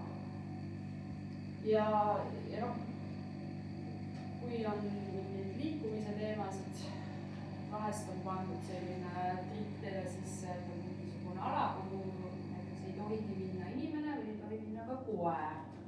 Et noh, see on jällegi see juhitavuse ja kontrollitavuse küsimus, eks ju, kui on teile selgelt öeldud, et noh, selles piirkonnas on lennuk, aga lennuki juurde sisse näiteks minna ei tohi, on ju, et lint ümber öeldakse, et see on nagu nõukõu, sinna ei lähe inimene ega koer, on ju, siis ei tohi seda koera ka sinna lasta, on ju.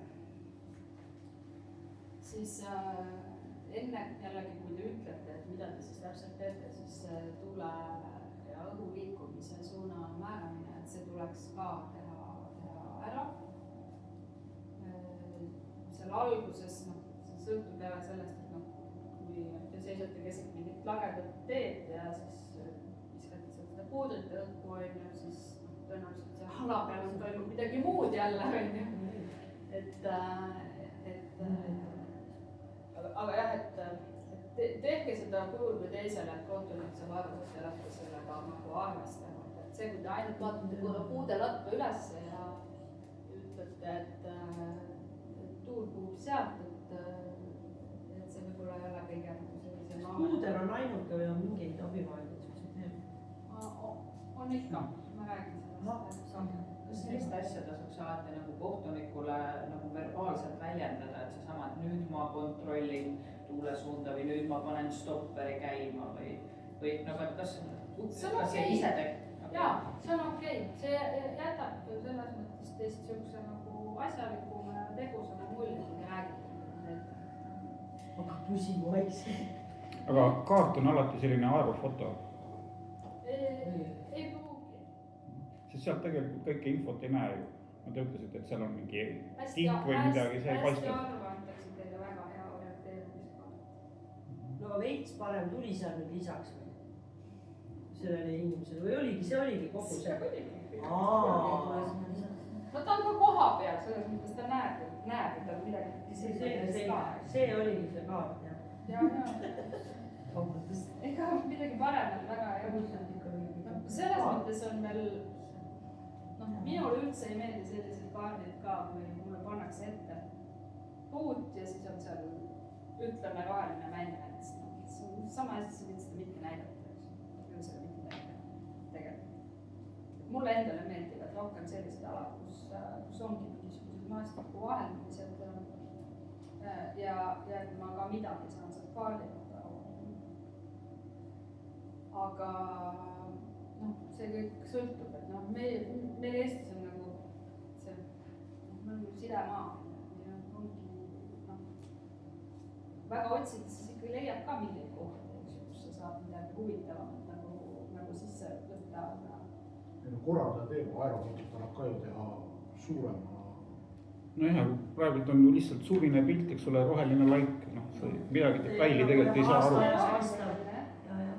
Tegelikult sa saad sealt seda nii palju, et kui sa tahad endal mingisugust nüüd taktikat hakata järgima ja sul on see ruut, siis mingit pidi, siis sa saad vähemalt sealt mingid asimuute võtta, et seda sa saad. Asimuuti ka, mina tihti panen tegelikult selle põhitee peal paika, siis mõtlen väga palju mõnda, kes keerad seda ühtegi teistpidi,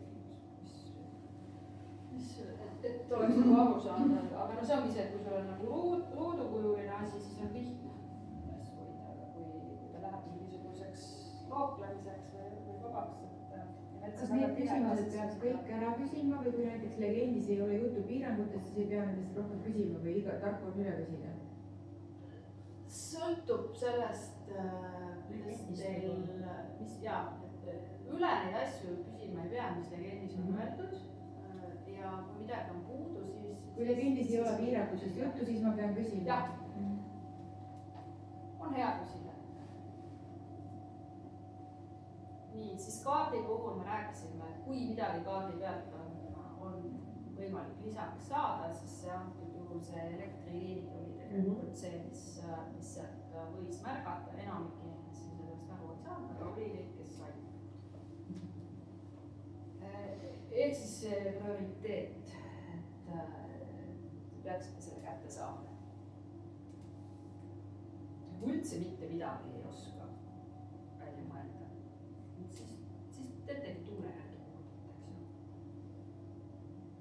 puudutud, siis ütleb, sellepärast alustan vasakult, et sealt tuul kas toetab või siis ei toeta. Sõltub sellest, mida kohtunik võib mulle öelda, ei, nii sa ei alusta, sa pead võtma mingi teise otsuse vastu. Üldiselt nad ei tee seda. Nii, õhuliikumine ja tuul, et jah, see tuule suund, eks ju, see on kõigile arusaadav, et tasub eelistada siis seda töötamist selliselt, et tuul toob teile selle lõhna minna, teisest küljest te peate hästi saama aru ka sellest, kus seda abi tuulest ei ole. Ja see tähendab seda, et siin te peate selgelt seda koera holikamalt siis suunama. Et seda tuult ja õhuliikumist tasub kontrollida ala peal ka. te näitate, et te reaalselt selle tuulega nagu ka töötate, eks ju, mitte see, et te nagu stardis vaatasite kuskil kuhu, vaid eriti kui see maastik juhtubki, et muutub seal otsinguala sees ka, et siis kindlasti tasub seda tuult kontrollida ja näidata, et see tuulega nagu töötate, et sihukest pilti nagu see õhu liikumine üldse on sihuke termoregulatsioonid ja kõik, et soe tõudeb üles, külm langeb alla, ma vaatasin praegu vist enda 8. klassi geograafia õppekavas, interneti õppematerjalid olid sellised. Et keda huvitab, siis võib üle vaadata. Et ideaaltingimused on ainult väga harva. Enamasti on ikkagi selles olukorras, et see tuulik keerutab kuskil ja põllul üle välja puhub tuul ühest suunast kindlalt, kus tal mingeid takistusi asju ei ole, et seda saab 100% usaldada, aga metsaaladel tuleb ikkagi jah sellesse suhtuda niimoodi, et mingisugused tihedamad kohad, takistused, igasugused pinnamuutused, asjad, need kõik tähendavad seda, et neid tuleb hoolikalt kontrollida. Aga jah, internetis on igast vahvaid inglisekeelseid pilte ja skeeme, et mida see tuul kõik teeb, aga ma arvan, et see tuleb vist tagastada sellega, et kindlasti nagu 100% garantiid ei ole. Aga jah, kui te kindlasti saate usaldada seda tuule toetatavat suunda oluliselt rohkem kui seda teist poolt, mida te peate rohkem korraga lihtsalt katma. See on töövahendid, siis siin on see beebipuuder, et see puudriga puuder on hea asi, aga tal on see häda, et ta kipub natukene tükki tõmbama, kui niiskes keskkonnas on. Et neid igasuguseid pulbreid on muid ka olemas, et ma ise olen pikalt kasutanud mingisugust ventilatsioonimeeste mingit pulbrit. Et siin ei teki sellist nagu tükki minekut. Äkki mingi peaaegu 7-8 aastat see peal olnud, et nüüd ta saab otsa.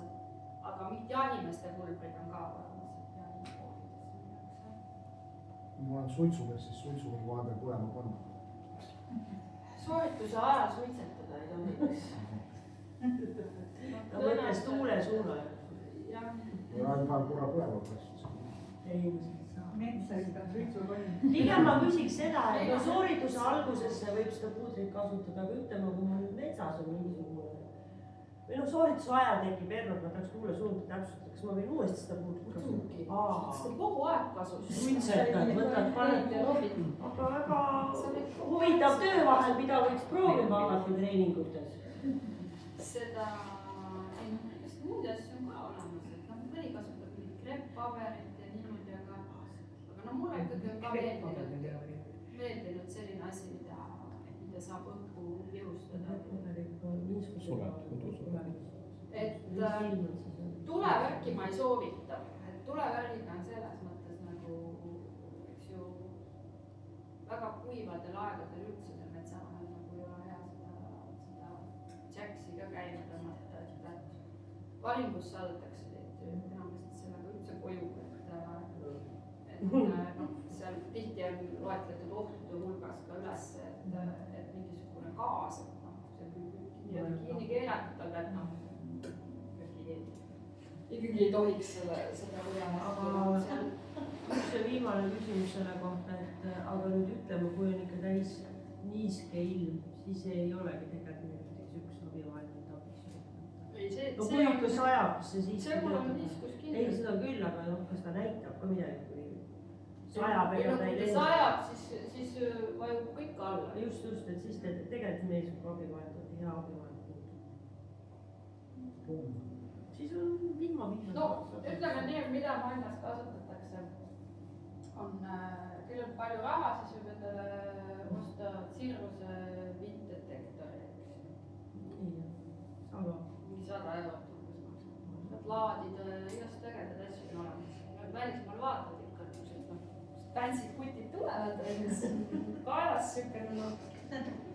seal on igast tuled, viled ja värgid. aga seda elektroonikat siis võiks nagu kasutada? Jah, muidugi. aga noh. ja koeral seda GPS-i ei okei. Salvestusseadet ei kasuta. Telefonist põhimõtteliselt ka ei tohi oma teekonda salvestada. Need ei ole lubatud. Noh, salaja keegi ei tea salvestada, aga koera küll tugineb küljes olla töö. Siis kompass on A-tasemel tihedas metsas ikkagi võiks olla see oskus olemas. aga selles mõttes, okei, ma ei tohi oma rada salvestada ja mingisuguseid navigeerimisäppe kasutada, aga miks ma näiteks telefoni pealt kompassi ei võiks kasutada? mis sa saad kontrollida siis? No, me ei tea, mida sa seal veel kasutad. Ma ei tule sulle sinna selja taha kontrollima, mida sa seal täpselt. jah, siis ilmselt ei olda kindel, et sa just kasutad ainult kompassi, kasutad veel millekski veel. see on nagu spikerdamine on ju tänapäeval, et kui sa telefoni ei puutud, siis me ei tea, mis sa Me ei tea, mis sa teed. hakkad navigeerima. ega kohtunik sul selja taga ju ei kõnni kogu aeg ju, vaata üle õlad. selles mõttes peaks jah nagu piirduma nagu traditsiooniliste vahenditega, aga sa ei pea üldse kasutama. Kui sa saad hakkama, ei ole sellist eeldust või ootust, et sa kasutad. Ja siis on sellised vahendid head, et mingisugune märk jätta maha, kui koer hakkab teatama. Näiteks siis A-tasemel on selline valikuvõimalus siis sees, et kui koer hakkab haukuma, siis te otsustate, kas tulete tagasi samasse kohta, kus te sellel hetkel olete, kui koer haukumist alustab, või te siis lähete sinna koera juurde ja jätkate seda tööd siis sellest kohast, kus koer figurendi leidis. Selleks, et te oskaksite sinna tagasi minna, võib-olla te teate, et tunnete seda ala, eks ju, ja võib-olla see on nii lähedal, et polegi midagi vaja panna, aga kui see on tihedam koht ja te olete võõras kohas, siis soovitan ikkagi jätta mingisugune märk maha, et te oskate tagasi minna. Mina tavaliselt, kuna varem oli seesama asi B-tasemel, siis ma tavaliselt otsustasin sellel hetkel, kui koer alustas haukumist, et kas mul on seda tagasi minna või mitte. Et see sõltub olukorrast, aga sellised vahendid võiksid ju olla siis, et noh, mõni inimene paneb oma koti maha, mõni inimene paneb mingisuguse, ma ei tea, mingi neoonvärvides mingisuguse riideriba kuhugi. Vahest, kui see teekond on pikk, võib neid ribasid mitu tükki panna, et oskate tagasi tulla. Võib panna ikkagi, aga endale teekonna nagu. keelatud vahendeid ei ole. Temal võib ka taskus olla midagi sellist, jah? Või noh, kaasas? No mis on keelatud vahendid, et noh, see ei saa olla mingisugune koera mänguasi. et ta peab ikkagi olema nagu eesmärgipärane. Näiteks see saab riideriba. Minul on vahest neid veste tükki kaasas, koera on vestid, vahest on manad katki läinud, vestid lükkad tükkideks ja jätad neid. No see enda ohutusvest mingisugune võib ka olla. Jah, enda ohutusvest midagi sellist, jah. Aga seda ka praktikas ka B-tasemel tegelikult ma vaatasin Itaalia koeramid ka tegelikult tegid, sest et seal juhtus ka niimoodi, et kuna see esimene osa alast oli väga lage ja koer 50 meetri peal võttis 200 figurandi, eks ju, siis ta me juba kõndisime selle terve igaviku sinna koera juurde, et ta üldse nagu mäletaks, kuhu ta täpselt jäi, kus ta jätkab, sest et seal on, otsime ainult ühes suunas edasi, siis on päris oluline see, et sa jätkab nagu samast kohast, et sa ei taha ju olla kaugemal eespool, eks ju, ja et sul jääb ära vahele. Et nemad ka märgistasid ikkagi, nii et ma arvan, et see on hea selline harjumus. Ja siis minimaalselt võiks teil olla kaasas vesi koerale, et vesi on siis kindlasti B-tasemel. Ma usun, et tuleb hakata neid toitumispause sisse treenima ka tegelikult treeningutes, et siis oleks ikkagi seda pikk ja kuskil poole maa pealt oli näha, et hakkavad ikkagi kõik asi, eks ju.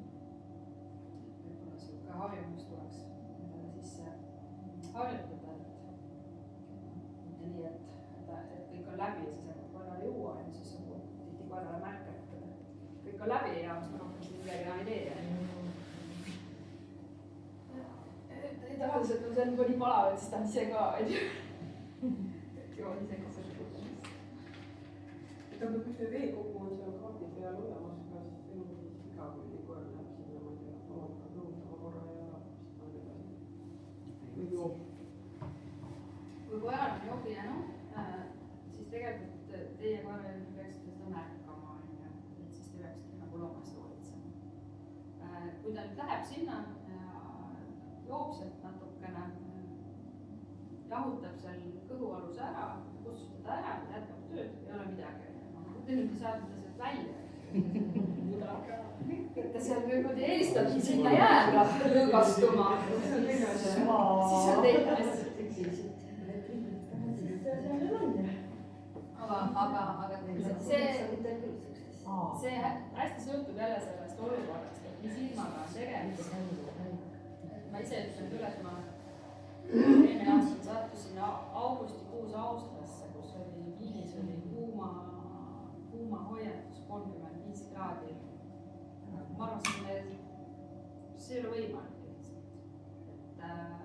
Et siis oli küll niimoodi, et 400 meetri lõpus olid tee peal olid suured veeloigud ja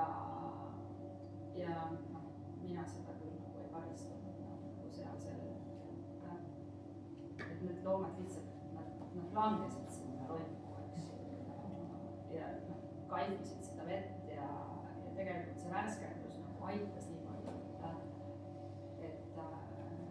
et nad nagu suutsid jätkata. See oli väga nagu hämmastav.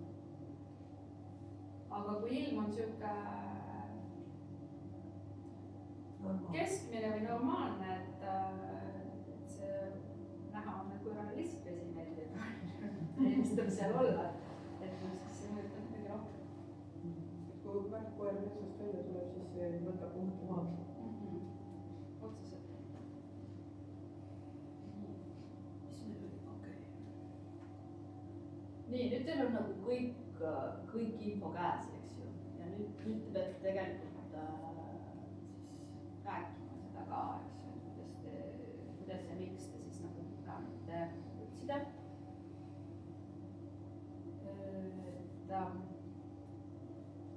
Et siis te räägitegi kohtunikule,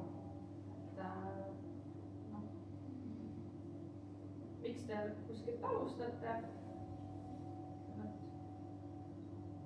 Et selgitategi, et kas on teil siis prioriteet, eesmärk number 1 või siis on mingisugune tuuleabi, et plaanite siis minna tööle selliselt. Koer siis enamasti otsib siis ühel pool ja teisel pool teid, et te siis seda koera suunate ja juhite seal ala peal.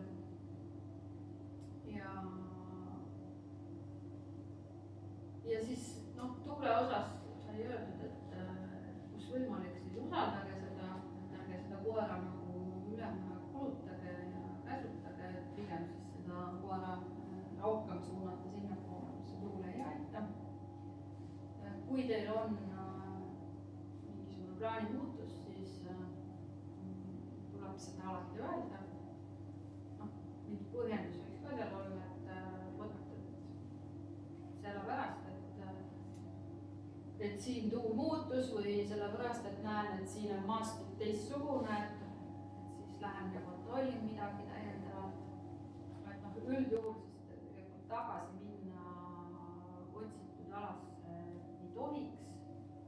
Aga kui te olete nagu kõigele tiiru peale teinud ja teil on tunne, et mingi osa võib-olla jäi katmata või tunne, et tahate kontrollida, siis igal juhul te ütlete seda, et muudan, tahan minna seda ala veel vaatama, ainult B-tasemel ei ole see võimalik, eks ju, seal on see suur üldine piirang, eks ju, ees, aga ees ja A-s mina igal juhul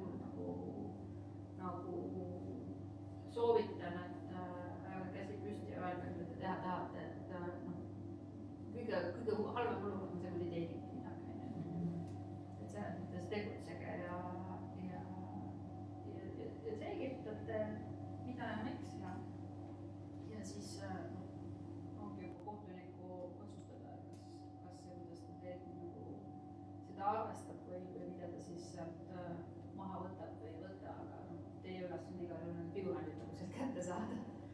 See on sel juhul, kui ma sealt ei ole ennem nagu läbi matmanud. Isegi kui sa oled sealt läbi läinud, siis nagu plaani sa ei tee sellist, et sa nagu enda jälgi üle käid. Aga tegelikkuses, kui sa oled teinud tiiru peale ja sa ei ole leidnud, siis kuskil ta seal ikkagi ju on, siis sa ütled, et vot, tahan uuesti seda kohta kontrollida. Enamasti nad lubavad, kui sul aega on. Kui sul aeg läbi on, siis loetakse sul aeg on läbi. Siis ei ole midagi teha. Mingeid selliseid situatsioone ka, et kohtunik annab aega juurde? Aega juurde. See on mingisugune väga erandlik olukord. Mul on näiteks olnud selline olukord, et ühe figurandiga läks meil mingi olukorra selgitamise peale äkki mingi, ma ei tea, 3-4 minutit. Siis andsime aega juurde. Figurant käitus ebaadekvaatselt ja tema ongi õigustaar. Hästi inimlikud olukorrad võivad juhtuda, et ei suuda ette kujutada, et inimene jäi magama. No ma räägin siis ära. See ei ole Eesti juhtunud asi. Inimene jäi magama. Koer jõudis figurandini, see oli rullikoer. Ja inimene karjub kauses. Seesama maha. Karjub kõva häälega. Karjub ei saa ka mida ta karjub, saksa keeles. Koer ehmatas. Mina ehmatasin. Koer tuleb rullsuus. Läksin sinna. Küsisime, mis juhtus. Täiesti siuke. Millega aru ei saa. Ja võtsin tõlgi juurde ja saatsime koerajuhi juba nagu eemale ja mis juhtus, hammustas või, et miks sa kisad? Ütles niimoodi, et ta jäi magama. Kui koer tuli, ta ehmatas ja ta mõtles, et see on tema enda koer. Tal on sarnase välimusega pöörini saksvara. Et see on tema enda koer, kes on saanud autost lahti. Seda see võib juhtuda küll. Ja siis mida sa teed sellise olukorraga, eks ju. Et tegelikult see koer ei teinud talle mitte midagi, inimene reageeris lihtsalt ebaadekvaatselt. Mingi halb und. Ja siis ma lähen välja, eks ju, koera täitsa paanikas ja mõtleb, et mis nüüd kõik juhtus. Ma ütlesin talle, et kõik on korras, tööta edasi, et ma pärast räägin sulle, eks ju. See on sinu aeg lihtsalt. Me juba kulutasime su ajast nagu rohkem poleksime pidanud. Aga ta leidis ka 3. ja ta sai tulemuse. Ma küsin vahele, et meil on nüüd 45 minutit lõpuni, et kas me teeme pausi? Või mis me edasi? See on küll väga halvasti. Oota, ma vaatan, kus me oleme. Alguses.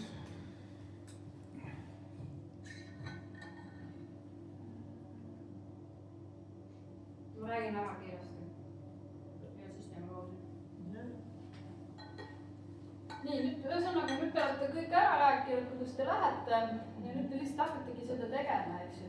Oluline on see, et te vaatate seda aega ja tempot, eks ju. See on kõige olulisem nagu tänasel hetkel A-tasemel ja B-tasemel, eriti B-tasemel. Te seda kellaaega suudate nagu enda liikumist ja seda asukohta suudate nagu hoida sellisena, et te jõuaksite selle ajaressursiga ala lõppu.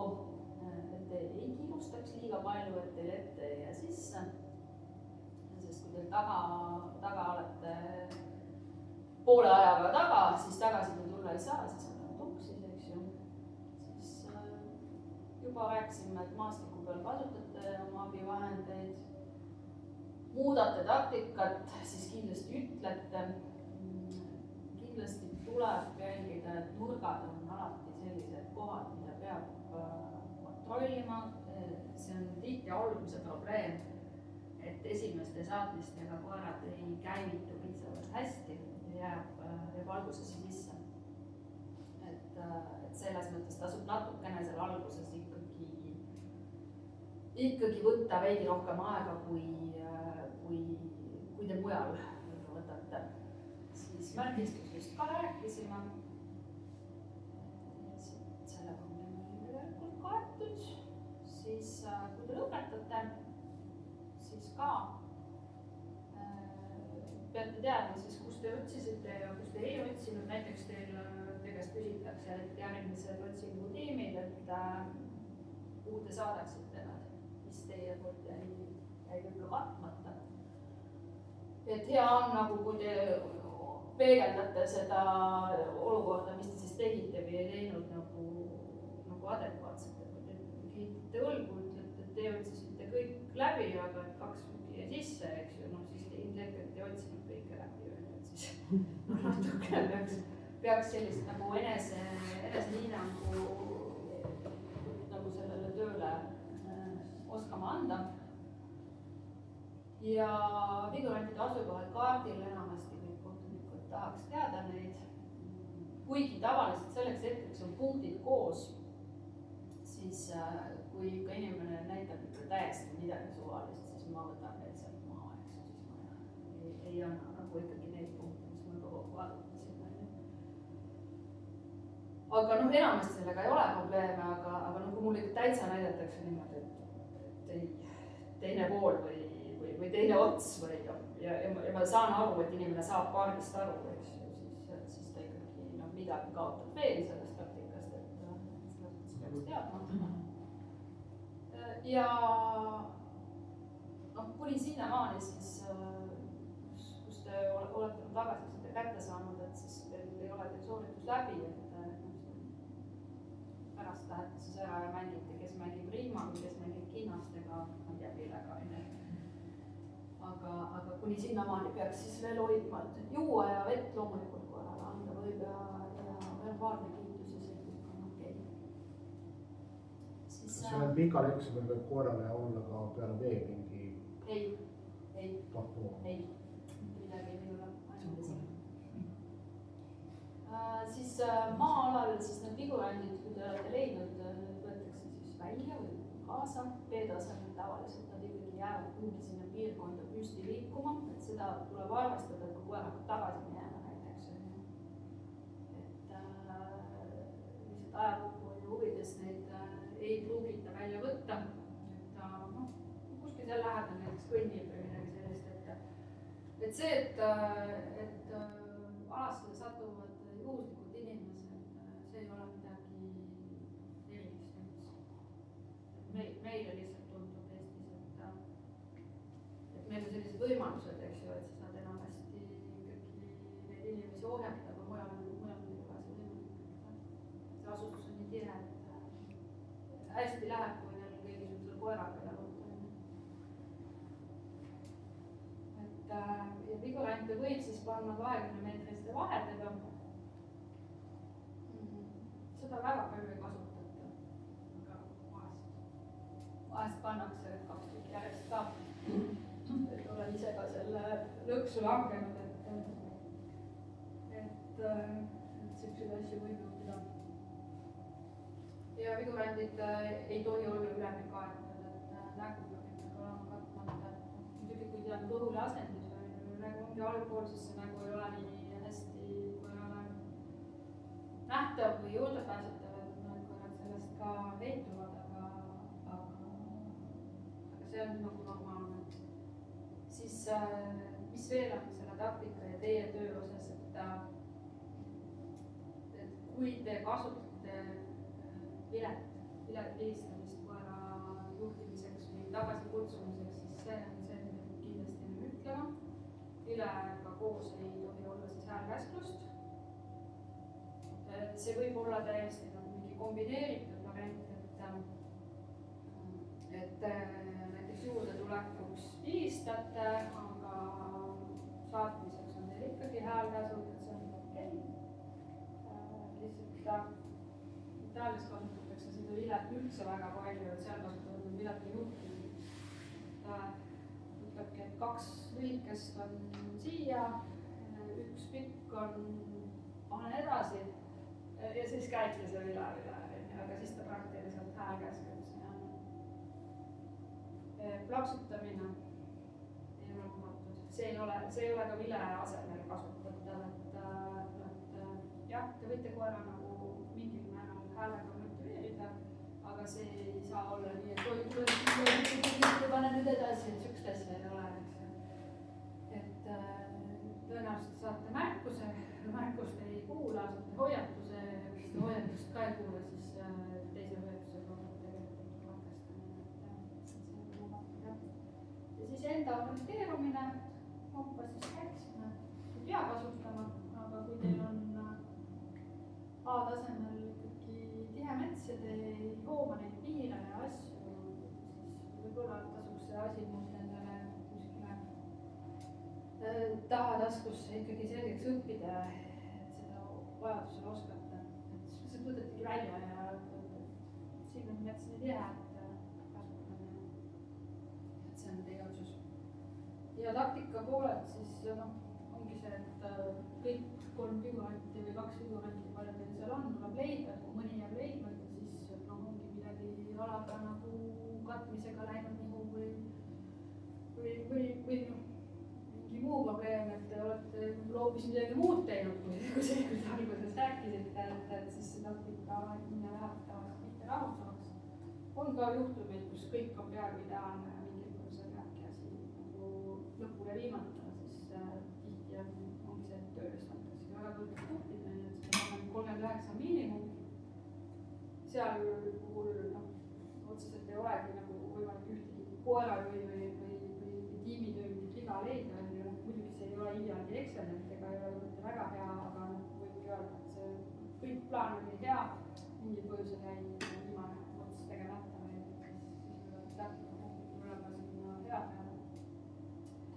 Ja kui te olete kõik leidnud, et siis kohtunik otsustab, kas te peaksite veel jätkama või on siis läbi, et see võib siis juhtuda näiteks sellisel juhul, et teil on tööaega veel väga palju järgi ja kohtunikul on mingid asjad veel nägemata või ta ei ole otsustanud veel teie lõplikke punkte mingites osades, kas siis näiteks juhitavus või kontroll või see, kas koer ikkagi jaksab veel piisavalt, et seda vormi konditsiooni näha, siis teile öeldakse. Nii, siis on pausikoht ja siis ma arvan, et poole tunniga tõmbame kokku varingu kui jälje. Ma räägin lihtsalt mõned eripärad, mitte kõike kogu juttu, eks ju. Ma korra küsin sulle, ega seda, et antakse nagu koera juhile ka mingi kaart, seda tänapäeval kuskil enam ei ole. Sedasama kaarti antakse vahest. Et see saad nagu füüsiliselt enda kätte selle kaardi, et seda eriti... Ei, sa võid küsida. Lihtsalt seal, kus ma nüüd viimati olin, seal ma olin keskliini peal, see oli sellest abi. No ja see ei ole abi, on ju, aga mõtlen, kui sa ikkagi suurel mingil joonisel seal liikule saab... Maastikule lähed, siis on täiesti okei küsida, et kas ma saan selle enda kätte, et jaa, palun. Kui öeldakse sulle,